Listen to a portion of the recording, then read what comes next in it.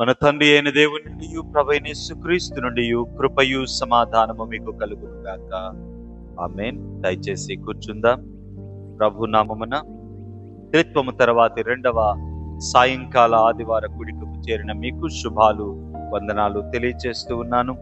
నేటికై ఏర్పాటు చేయబడిన లేఖన భాగాలు యెషయా గ్రంథము 25వ అధ్యాయము, ప్రకటన గ్రంథము 3వ అధ్యాయము, లూకా సువార్త 14వ అధ్యాయం. ప్రాముఖ్యంగా మనము త్రిత్వ కాలములో 3వ ఆదివారం, అంటే త్రిత్వ ఆదివారము, త్రిత్వము తర్వాతి మొదటి ఆదివారము, ఇది త్రిత్వము తర్వాతి రెండవ ఆదివారం. మీరు ఒక్కసారి త్రిత్వ ఆదివారానికి వస్తే త్రిత్వ ఆదివారం యొక్క ప్రారంభాన్ని ఒకసారి జ్ఞాపకం చేసుకొని మనం ముందుకు వెళదాం. త్రిత్వ ఆదివార ప్రారంభము యెహెజ్కేలు గ్రంథము 18వ అధ్యాయం 30వ వచనం. నేను చదువుతూ ఉన్నాను, దయచేసి మీరు చూడండి. కాబట్టి ఇశ్రాయేలీయులారా, ఎవని ప్రవర్తనను బట్టి వాని శిక్షింతును, మనస్సు త్రిప్పుకొని మీ అక్రమములు మీ శిక్షా రుణములు కాకున్నట్లు వాటిని విడిచి పెట్టుడి. మీరు జరిగించిన అక్రమ క్రియలను విడిచి నూతన హృదయమును నూతన బుద్ధియు తెచ్చుకొనుడి. మీరెందుకు మరణము పొందుదురు? ఇదే ప్రభువగు యెహోవా వాక్కు.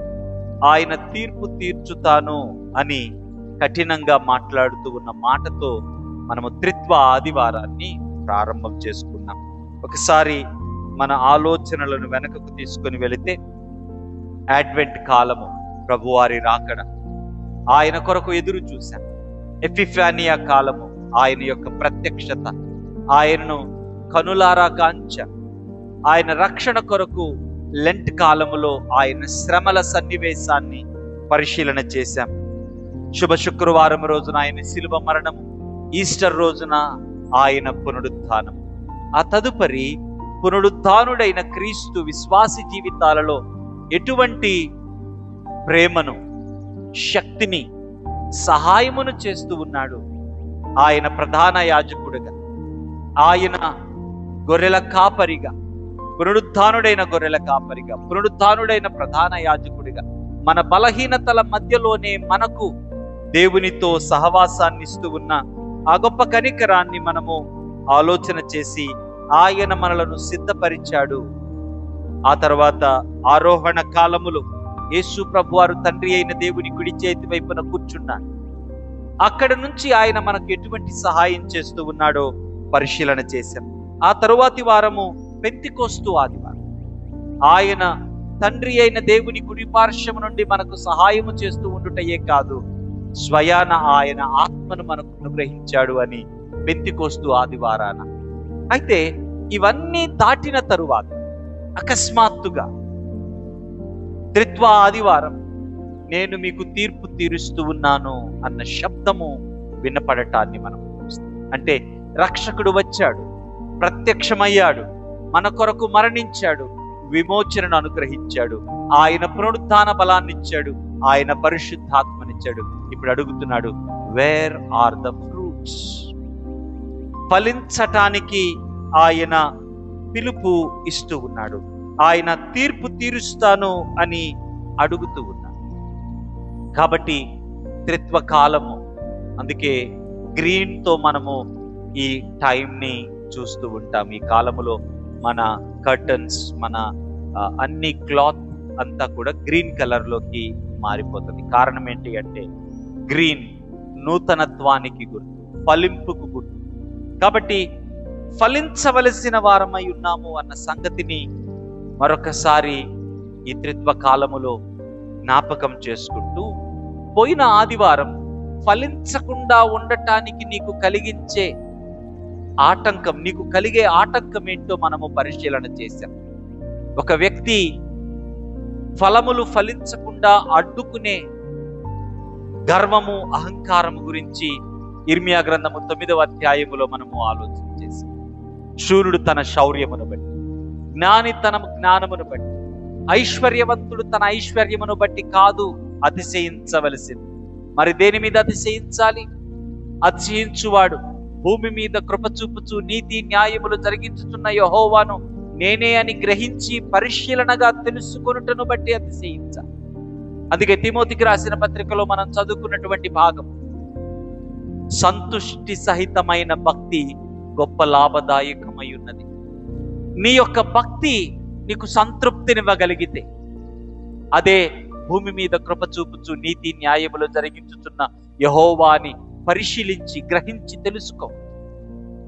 నీ భక్తి నీకు సంతోషాన్నిస్తే నీవు వేరొక వాటి వైపు, అంటే జ్ఞానము వైపో, లేకపోతే శక్తి వైపో, లేకపోతే ఐశ్వర్యం వైపు చూసి అది నీకు ఆధారం చేసుకో. నీ బ్రతుకును, నీ జీవనాన్ని, నీ యొక్క ఉనికికి ఆధారం వాటినిగా నీవు చేసుకో. బదులుగా కృప చూపుచు ఉన్న దేవుడే, నీ భక్తికి ఆధారమై ఉన్న దేవుడే నీకు మూలము, ఆధారము అన్న సంగతి జ్ఞాపకం చేసుకుంటూ ఆయనతో కలిసి జీవిస్తాం. కాబట్టి పోయిన వారం మనము ఎదుర్కొన్నటువంటి సవాలు, ఏ అహంకారము నీ జీవితాన్ని నీ భక్తికి సమీపింపనీయకుండా చేస్తూ, దేన్ని నీవు చూసుకొని బ్రతుకుతూ ఉన్నా? నీ బ్రతుకుకు ఆధారం కృప చూపుచూ ఉన్న దేవుడా, లేక నీ జీవితంలో ఉన్న పలు రకాల సంగతులను బట్టి వాటిని ఆధారం చేసుకుని ఏమైనా బ్రతుకుతూ?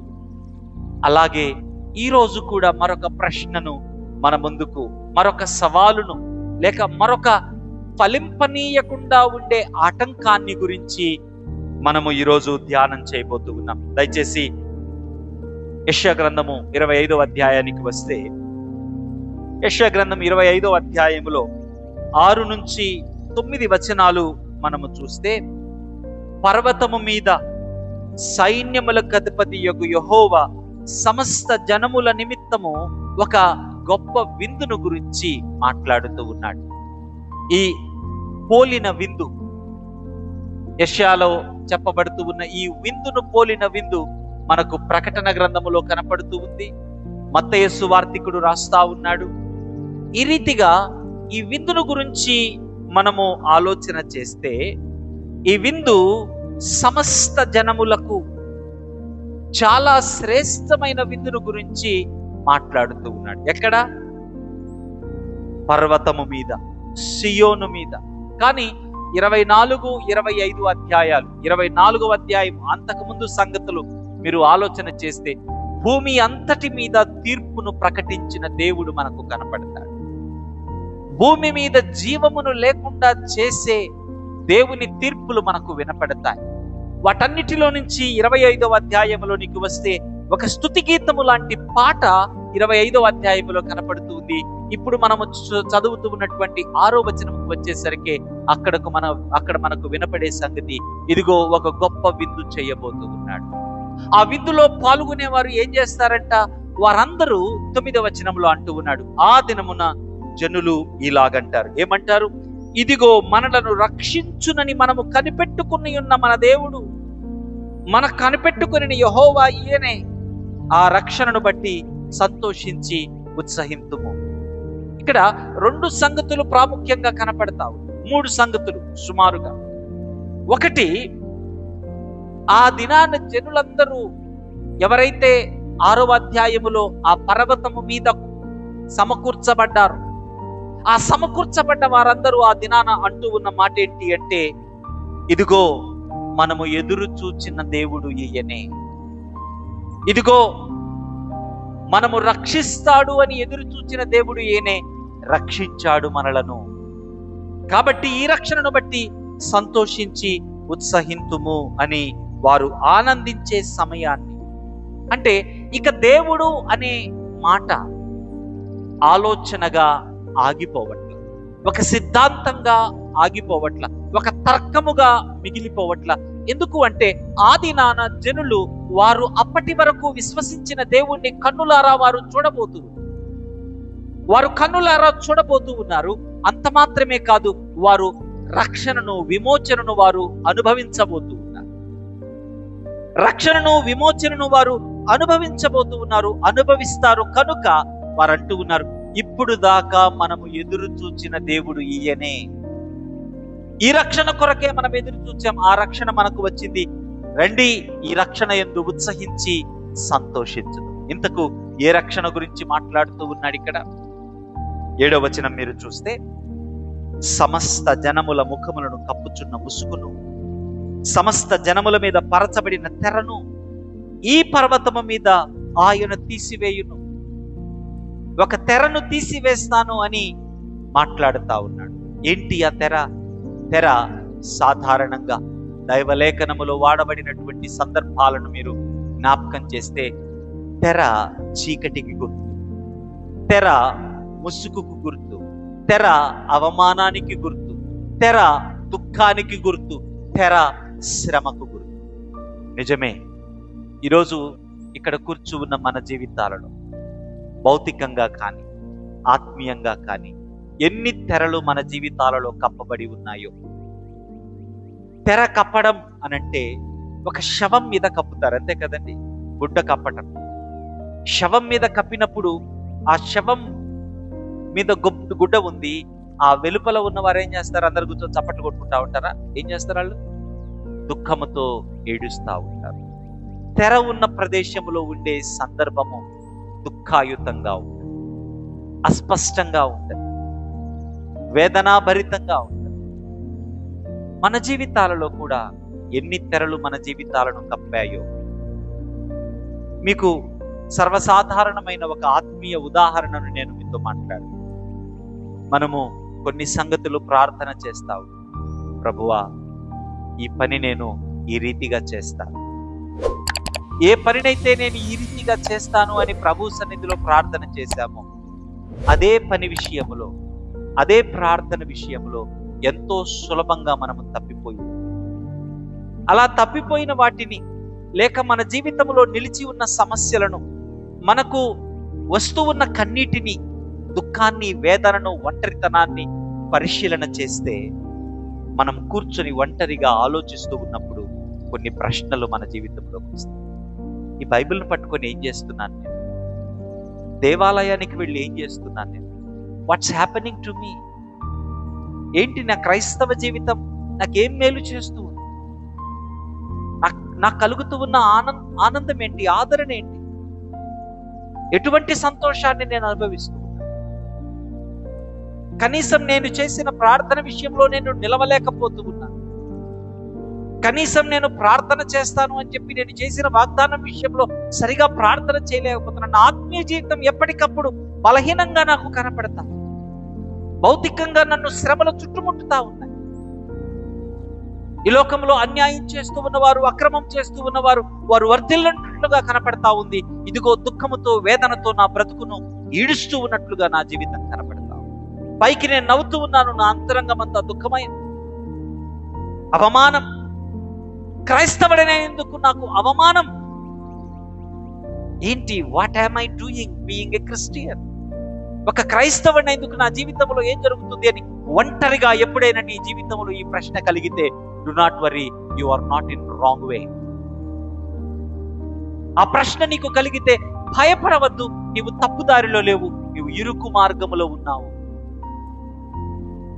That's how you are walking in the paths of the lord. దేవుని యొక్క మార్గాలలో ఇలాగే నీవు వెళతావు. ఈ అవమానాలను భరిస్తూ వెళతా ఉంటావు. ఇదిగో ఒక దినాన ఆయన నిన్ను సమకూరుస్తాడు. ఈ అవమానాలలో కనిపెట్టుకుంటూ ఆయన విమోచిస్తాడు. ఈ అవమానాలను దాటించి ఆయనకు పోలిన పరిశుద్ధతలో నన్ను నిలుపుతాడు అని ఓపికతో అడుగులు వేసుకుంటూ ముందుకు వెళుతూ ఉంటావు. కనిపెట్టుకుంటూ ముందుకు వెళుతూ ఉంటావు. ఆయన ఇచ్చే రక్షణ కోసం ఎదురు చూస్తూ ముందుకు వెళుతూ ఉంటావు. ఆ రోజు రానే వచ్చింది, నీ మీద ఉన్న ఆ ముసుగును ఆయన తీసివేస్తాడు. Is going to take out that veil that is lying on you. ఏ అవమానాల గుండా వెళ్ళావో, నీ జీవితంలో అవమానము ఏదైతే ఉందో అదే ముగింపు కాదు.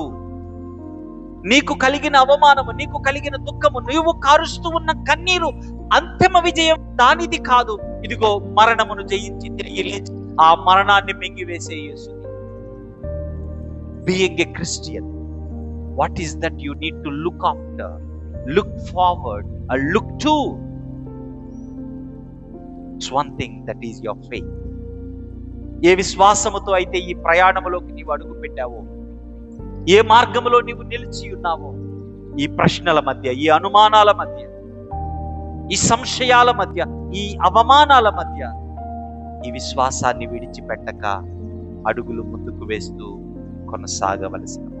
ఏం చేస్తాడంటే ఆయన సమస్త జనముల ముఖములను కప్పుచున్న ముసుగును, సమస్త జనముల మీద పరచబడిన తెరను ఈ పర్వతం మీద ఆయన తీసివేది. ఇంకొకటి కూడా ఉంది అక్కడ 8వ వచనం ఏమంటున్నాడు? మరెన్నడు నువ్వు ఉండకుండా మరణమును ఆయన మృంగివేయును. ఇక్కడ చూడండి, ప్రభు అయిన యెహోవా ప్రతి వాని ముఖము మీద బాష్ప బిందువును తుడిచివేయును, భూమి మీద నుండి తన జనుల నిందను తీసివేయును. ఇలాగున జరుగునని యెహోవా సెలవిచ్చి ఉన్నాడు. మరణమును మృంగివేసేవాడు ఆయన. నీ జీవితములో నీ ముఖము మీద ఉన్న ముసుగును తీసివేసేవాడు ఆయన. నీ బాష్ప బిందువులను తుడిచేవాడు ఆయన.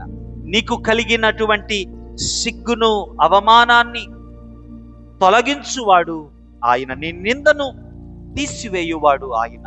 ఆయన సెలవిచ్చాడు, ఆయన చేస్తాడు.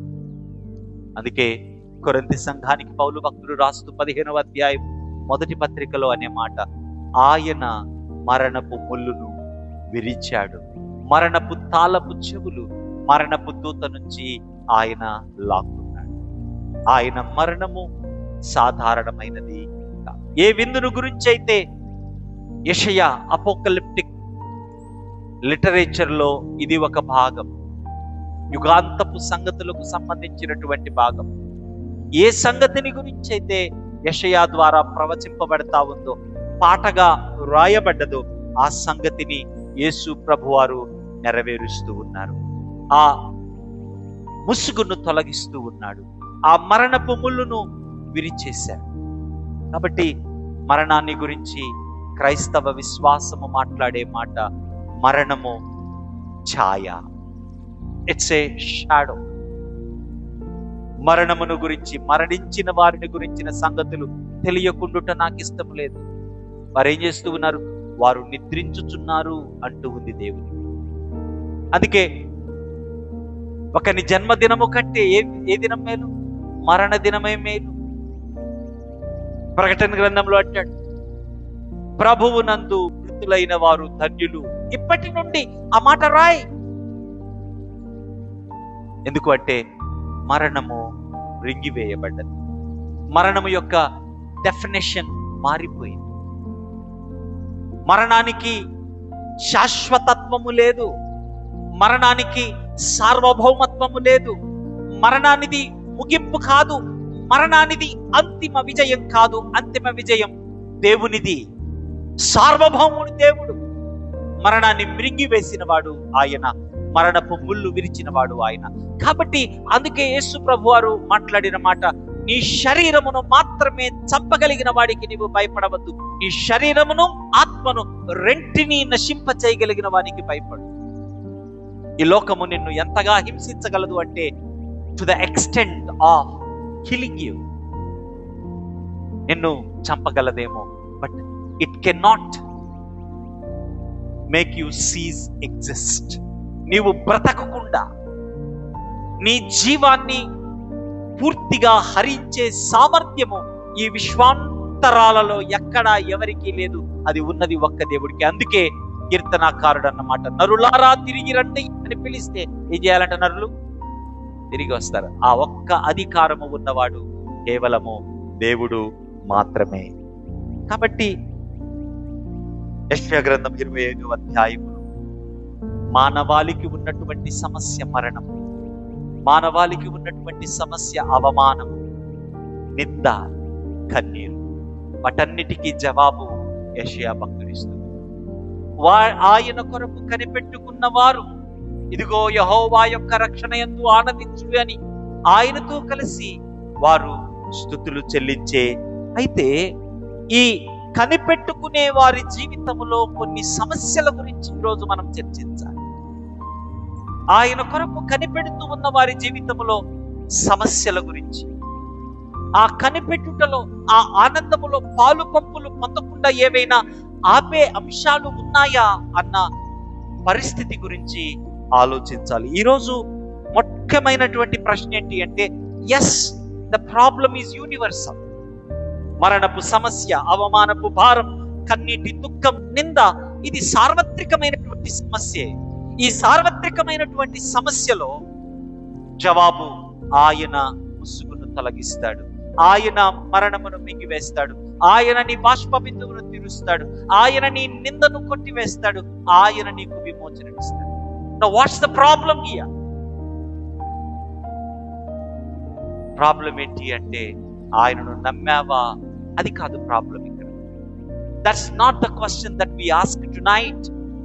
ఈ రాత్రి మనము వేసే ప్రశ్న, నీవు యేసును విశ్వసిస్తున్నావా కాదు, యేసుతో కలిసి సహవసిస్తూ ఉన్నావా? Do you endure in Christ? క్రీస్తులో నీవు నిలిచి ఉన్నావా? Do you continue to persevere in Christ? క్రీస్తునందు నీవు నిలిచి ఉన్నావా?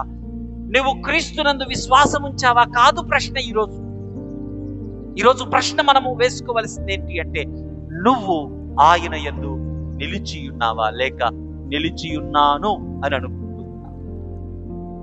నిలిచి ఉండటానికి, నిలిచి ఉన్నాను అనుకోవటానికి వ్యత్యాసం ఏంటో మనము 2 లేఖనాల ద్వారా ఆలోచన చేద్దాం. రండి, ప్రకటన గ్రంథము 3వ అధ్యాయము 14 నుంచి 22 వచనాలలో లవోదికీయ సంఘము గురించి అక్కడ వ్రాయబడ్డది. లవోదికీయ సంఘము గురించి రాస్తూ ప్రభువారు అన్న మాట, ఆమెన్ అనువాడును నమ్మకమైన సత్యసాక్షియు దేవుని సృష్టికి ఆదియు అయిన వాడు చెప్పు సంగతులేవైనగా. ఈ 7 సంఘాలకు ప్రభువారు చెప్తూ ప్రతి సంఘకు దూతకు రాయమని ఆజ్ఞాపిస్తూ ఉన్నప్పుడు ఆయన ప్రతి చోట తనను తాను ప్రత్యక్షపరుచుకుంటున్న విధానము మనకు కనపడుతుంది. చూడండి, ఫిలదెల్ఫియా సంఘానికి మీరు చూస్తే 7వ వచనం, 3వ అధ్యాయం ప్రకటన గ్రంథం 7వ వచనం. ఫిలదెల్ఫియా సంఘానికి చూస్తే ఆయన గురించి ఆయన చెప్పుకున్న పరిచయ పలుకులు, ఫిలదెల్ఫియాలో ఉన్న సంఘపు దూతకు ఇలాగు వ్రాయుము. ఇట్స్ ఎ కమాండ్, ఆజ్ఞ. 2, దావీదు తాళపు చెవి కలిగి ఎవడనూ వేయలేకుండా తీయువాడును, ఎవడనూ తీయలేకుండా వేయువాడును, సత్య స్వరూపియకు పరిశుద్ధుడు చెప్పు సంగతులేనివాడు. అట్లా he introduced himself in that fashion. ఇంకొద్దిగా మీరు వెనకకు వెళ్ళి 1వ వచనం, సార్దిస్లో ఉన్న సంఘపు దూతకు ఇలాగు వ్రాయు. ఏమని చెప్తూ ఉన్నాడు తన గురించి? 7 నక్షత్రములను దేవుని 7 ఆత్మలను గలవాడు చెప్పు సంగతులేవనగా. But when you come to Laodicea సంఘం దగ్గరకు వచ్చినప్పుడు 14వ వచనములో ఆమెన్ అనువాడు అంటే ఆయన చెప్పేది ఏదైనా పర్ఫెక్ట్, జరిగి తీరుతుంది. ఆమెన్ అనువాడు. 2, నమ్మకమైన సత్య సాక్షి అంటే ఆయన ట్రూత్ మాత్రమే చెప్తాడు. There is no lie in him. సత్య సాక్షి. తర్వాత దేవుని సృష్టికి ఆదివాడు అంటే ఆయనే సృష్టికర్త అన్న సంగతి 3 పదాల ద్వారా తనను తాను ఇంట్రడ్యూస్ చేసుకున్నాడు. ఎందుకు? The very prominent word in that verse is నమ్మకమైన సత్య సాక్షి. ఎందుకని తనను తాను ట్రూత్ బేరర్ గా, సత్య సాక్షిగా ఎందుకు చెప్పుకున్నాడు అంటే అక్కడ అబద్ధం ఒకటి కనపడతా ఉంది.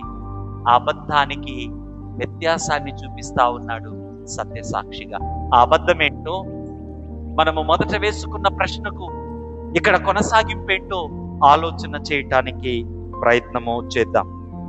15వ వచనం, నీ క్రియలు నేను ఎరుగుదు, నీవు చల్లగానైనను వెచ్చగానైనను లేవు. నీవు చల్లగానైనను వెచ్చగానైనను ఉండిన మేలు, నీవు వెచ్చగానైనను చల్లగానైనను ఉండక నిలువెచ్చగా ఉన్నావు. The repeated words of being hot and cold. మీకు లవదోకియా అటు ప్రక్కన ఇటు ప్రక్కన ఉన్నటువంటి ప్రాంతాలను పరిశీలన చేస్తే హిరాపోలిస్ మరియు కొలసై, ఈ 2 ప్రాంతాలలో, కొలసైలో చల్లటి నీరు, హెరాపోలిస్ లో హాట్ స్ప్రింగ్స్ ఉంటాయి, అంటే వేడి నీరు అక్కడ లభ్యమవుతుంది. వేడి నీరు జీవపరిచేది, చల్లటి నీరు ఆదరణ కలిగించేది. అయితే ఈ 2 ప్రదేశాలకు భిన్నంగా లవదోకియా ప్రదేశంలో నులివెచ్చని నీరు వస్తూ ఉండేది. అది తాగటానికి చాలా జుగుత్సాకరంగా, లేకుంటే అది తాగుతుంటేనే నాసియేటింగ్ గా వామిటింగ్ వచ్చేటట్లుగా ఆ వాటర్ ఉండేది. అదే పదాన్ని ప్రభువారు తీసుకొని అదే సంఘానికి ఉపయోగిస్తూ అంటూ ఉన్న మాట ఏంటి అంటే, నీవు నులువెచ్చగా ఉన్నావు కనుక నా నోటి నుంచి నేను ఉమ్మివేస్తాను. That's a judgement upon them. ఎందుకని అటువంటి తీర్పును ప్రభువారు వారి పైన ప్రకటిస్తా ఉన్నారు? ఏంటి వారికి ఉన్న సమస్య? వారికి ఉన్న సమస్య 17వ వచనం. తన దగ్గర డబ్బుంది అని అనుకుంటూ ఉంది లవోదికీయ ప్రదేశం. ఎందుకంటే లవోదికీయలో బ్యాంకింగ్ బాగా విరివిగా జరుగుతుండేది. 2, అక్కడ టెక్స్టైల్ బిజినెస్ చాలా బాగా డెవలప్ అయినటువంటి ప్లేస్. 3, సైంటిఫికల్ టెంపర్మెంట్ ఉన్నటువంటి ప్లేస్ అది. అంటే ఆప్థాల్మిక్ సర్జరీస్ కానీ ఆప్థాల్మిక్ మెడిసిన్ కానీ అక్కడ బాగా లభ్యమయ్యే ప్రదేశం. కాబట్టి వాళ్ళు ఏమనుకుంటూ ఉన్నారు అంటే, వీఆర్ సైంటిఫికల్లీ డెవలప్డ్, మా దగ్గర విస్తారమైన ధనం ఉంది, వీఆర్ రిచ్, మా దగ్గర విచిత్రమైన వస్త్రాలు తయారు చేసే సామర్థ్యం ఉంది, వీఆర్ కవర్డ్, మాకు మంచి వస్త్రాలు ఉన్నాయి అని అనుకుంటూ ఉన్నారు. అదే సందర్భాన్ని తీసుకుని వారి యొక్క అబద్ధాన్ని బయటికి తీసుకొస్తూ ఉన్నాడు సత్య సాక్షి అయినటువంటి వాడు. 17వ వచనం. ధనవంతుడు అనుకుంటున్నటువంటి లవోదికీయను ప్రభువారు అంటూ ఉన్న మాట, దౌర్భాగ్యుడవు, దిక్కుమాలిన వాడవు, దరిద్రుడవు, గ్రుడ్డివాడవు, దిగంబరుడు ఉన్నావని ఎరుగక నేను ధనవంతుడను, ధనవృద్ధి చేసుకుని ఉన్నాను, నాకేమీ కొదవలేదని చెప్పుకొనుచు. ప్రాబ్లం ఏంటి అనంటే, విశ్వాసిగా నీ జీవితం ఆరంభం అవ్వచ్చు, కానీ నీవు కొనసాగుతూ ఉన్న ప్రక్రియలో పోయిన వారం మనం ఆలోచించినట్లుగా దేనినో ఆధారం చేసుకుని బ్రతికే బ్రతుకు. ఇక్కడ కూడా అలాగే, నా జీవితానికి నాకు ఉన్నవి చాలు, స్వయం సంతృప్తి, స్వయం సమృద్ధి, సెల్ఫ్ సఫిషియన్సీ. అంటే నీవు దేవుని పైన ఆధారపడుట కంటే నీకు ఉన్న ఏవో సంగతుల పైన ఆధారపడుట. నీవు ధనవృద్ధి కలుగ చేసుకున్నావు, నీకు ధనముంది, నీకు కంటి చూపు గురించి మాట్లాడుతూ ఉన్నాడు. అంటే కంటి చూపు వైద్యములో మీరు చాలా అడ్వాన్స్ అయి ఉన్నారు, మాకు ప్రాబ్లం లేదు, నేను చూడగలుగుతున్నాను స్పష్టంగా అనుకుంటూ ఉన్నా, మాకు మంచి వస్త్ర పరిశ్రమ ఉంది, వీఆర్ నాట్ నేకెడ్, మేము దిగంబరులం కాదు అని అనుకుంటూ ఉన్నారు. బట్ ఆన్ కాంట్రరీ, యేసు ప్రభువారు సత్యసాక్షిగా చెప్తూ ఉన్న మాట, నువ్వు గురుడివాడవు, నువ్వు దిగంబరుడవు, నువ్వు దరిద్రుడు. వారేవైతే వారి స్ట్రెంగ్స్ అనుకుంటూ ఉన్నారో అవే వారి వీక్నెసెస్ అని ప్రభువారు ప్రూవ్ చేస్తూ ఉన్నారు. ఈరోజు మన జీవితాలలో కూడా ఏది నీ స్ట్రెంగ్త్ అనుకొని నీవు ఆ స్ట్రెంగ్త్ వైపు చూసి బ్రతుకుతూ ఉన్నావు? భక్తికి ఈ లోకానుసారమైన ఆలోచనకు ముడిపెట్టి ఆ ఆలోచనలో నీవు కొనసాగుతూ భక్తిగా భ్రమపడుతూ ఉన్నావో, అదే సంగతిని గురించి ప్రభువారు మాట్లాడుతూ, నీవు దౌర్భాగ్యుడవు, గురుడ్డివాడవు, దరిద్రుడవు, దిగంబరుడవు అంటూ. అయితే he did not stop at judgment. ప్రభువారి యొక్క కనికరం ఎంత గొప్పది అంటే, ఆయన తీర్పు తీర్చి తీర్పు దగ్గర ఆపేయడు. తీర్పును దాటి కనికరాన్ని చూపించే దేవుడు నీవు నేను ఆరాధిస్తూ ఉన్నటువంటి దేవుడు. 18వ వచనం మీరు చూస్తే, కమ్ టు మీ, నా దగ్గరకు రా. నీవు దరిద్రుడు అయ్యుండి ధనవంతుడు అనుకుంటూ ఉన్నావు, నీవు గురుడ్డివాడి అయ్యుండి నాకు చూపు బాగా ఉంది అనుకుంటున్నావు, నీవు దిగంబరుడు అయ్యుండి నాకు వస్త్రాలు ఉన్నాయి అనుకుంటున్నావు. నౌ కమ్ టు మీ, నేను నిన్ను ధనవంతుడిగా చేస్తాను.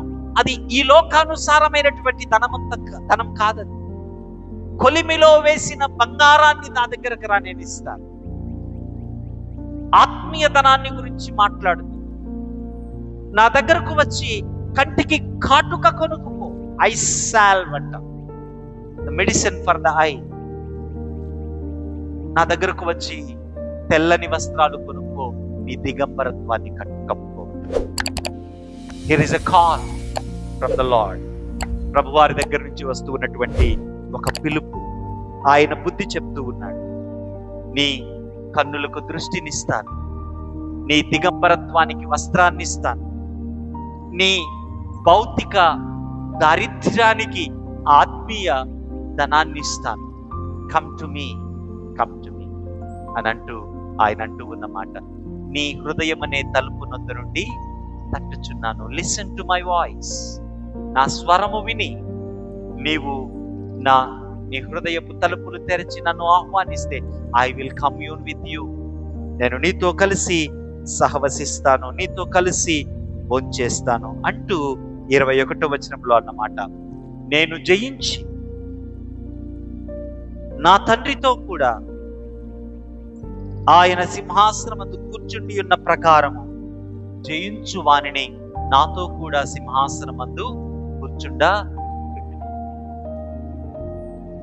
ఆయన నీతో కలిసి సహవసిస్తూ ఆ జయములోనికి తీసుకుని వెళ్ళటానికి, నీ భౌతిక దారిద్ర్యతకు జవాబుగా ఆత్మీయ ధనాన్ని ఇస్తా, నీ భౌతిక గుడ్డితనానికి జవాబుగా ఆత్మీయ మనోనేత్రాలను వెలిగిస్తా, నీ భౌతిక దిగంబరత్వానికి ఆయన ప్రశస్త వస్త్రాన్ని అనుగ్రహిస్తా అంటూ ఉన్నమాట. Come and dyne with me.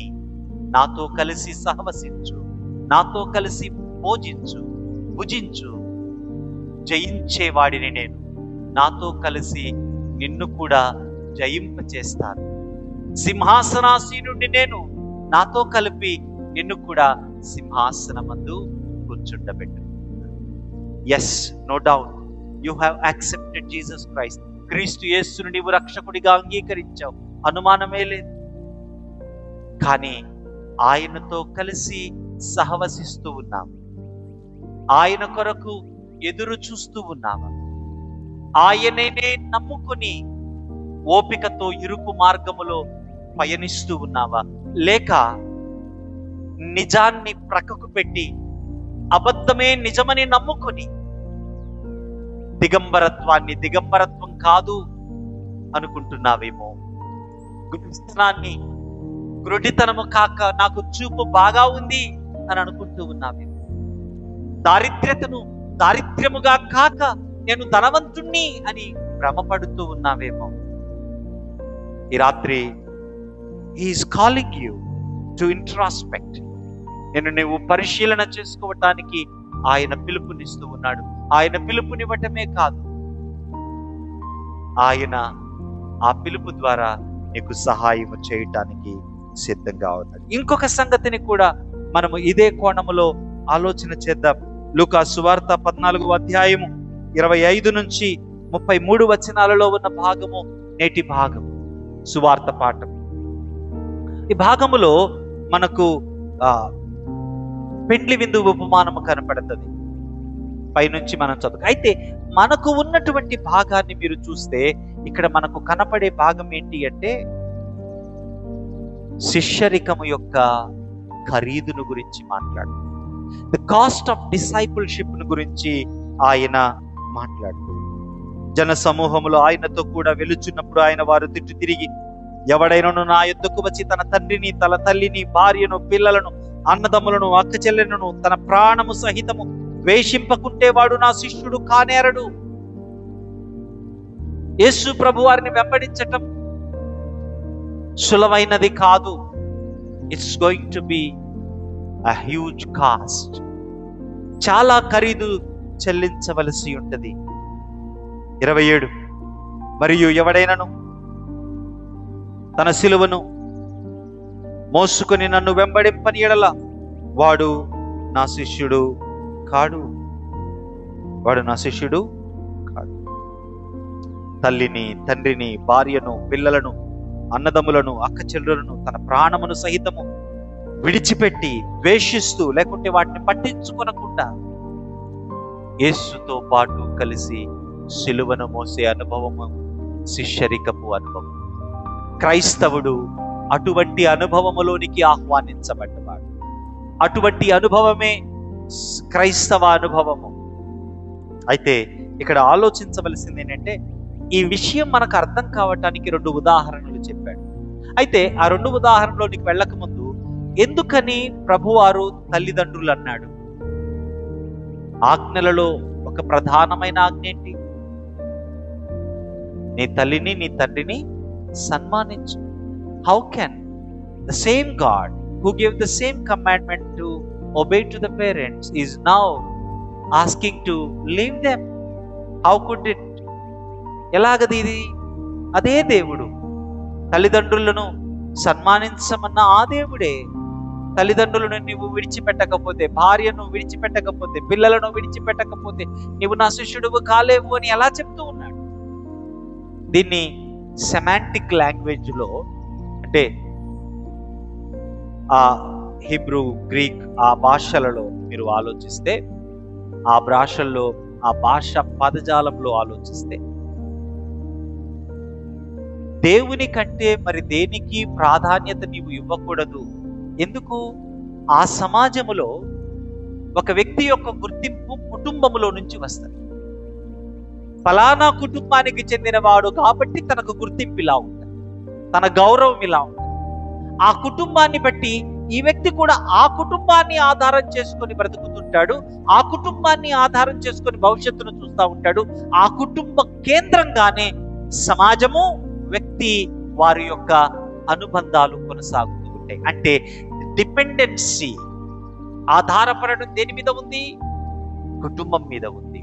So the semantic call that was coming to the disciple was, నీ కుటుంబాన్ని విడిచిపెట్టు అని అంటే భావన ఏంటి అంటే దేవుని మీద ఆధారపడే జీవితం ఇంపార్టెంట్. ఇక్కడ దేవుడే అన్నిటికంటే నీకు ప్రథమ స్థానం నీ జీవితంలో ఉండాలి అని చెప్పటం దాని భావం. ఇప్పుడు ఇది అర్థం కావటానికి మరొక 2 ఉదాహరణలు అక్కడ ప్రభువారు చెప్తూ ఉన్నారు. ఒకటి, గోపురం కట్టేవాడు గోపురం కట్టడానికి ముందు కూర్చొని తన దగ్గర ఎంత ఉందో లెక్క పెట్టుకుంటాడు కదా. అలా లెక్క పెట్టుకోకపోతే వాడు పని ప్రారంభిస్తాడు కానీ ముగించలేడు కదా. ఇక్కడ నీకు ఒక అవకాశం కలుగుతుందేమో, అంటే నీవు ఈ పనిని చేయగలవో లేదో అని నువ్వు ముందే ఆలోచించుకొని, చేయలేకపోతే ఏం చేయొచ్చు? ఆపేయ్, డోంట్ మూవ్ ఫార్వర్డ్. అలా అనిపిస్తుందేమో, అలా ఆలోచించటానికి అవకాశం. 2వ ఉదాహరణను మీరు చూస్తే, 2 రాజులు కనపడుతూ ఉన్నారు. ఒక రాజు దగ్గర 10,000 మంది సైనికులు ఉన్నారు, మరొక రాజు దగ్గర 20,000 మంది సైనికులు ఉన్నారు. 10,000 మంది సైనికులున్న రాజు 20,000 మంది సైనికులున్న రాజు దగ్గరికి వెళ్ళి యుద్ధం చేయడానికి తెగించడు కదా.